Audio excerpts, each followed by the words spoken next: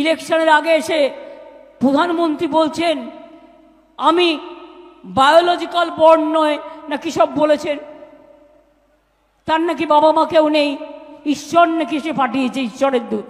ভগবান, ঈশ্বরের দূত হলে মন্দিরে থাকো, রাজনীতি করতে এসে তুমি ঈশ্বরের দূত।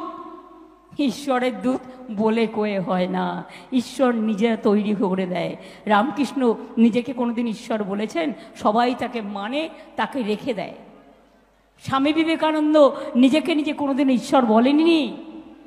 মনে রাখবেন, ঈশ্বর তৈরি হয় তার কাজের মধ্যে দিয়ে। চক্রান্তের একটা লিমিট আছে। মিথ্যা বিজ্ঞাপন দিয়ে সব ঈশ্বরের প্রভু। আবার বলছে জগন্নাথ দেবও ওনার ভক্ত ছিল।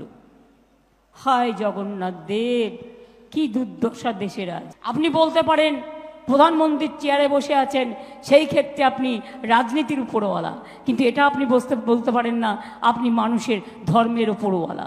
সুতরাং দেশে যা চলছে এর শেষ হওয়া উচিত। উচিত কি উচিত না? 34 বছরের বামফ্রন্টকে যদি ছুঁড়ে ফেলতে পারি আপনাদের আশীর্বাদে দোয়ায়, তাহলে আমরা এই মোদী সরকারকেও ছুঁড়ে ফেলতে পারবো রাজনৈতিকভাবে, গণতান্ত্রিকভাবে।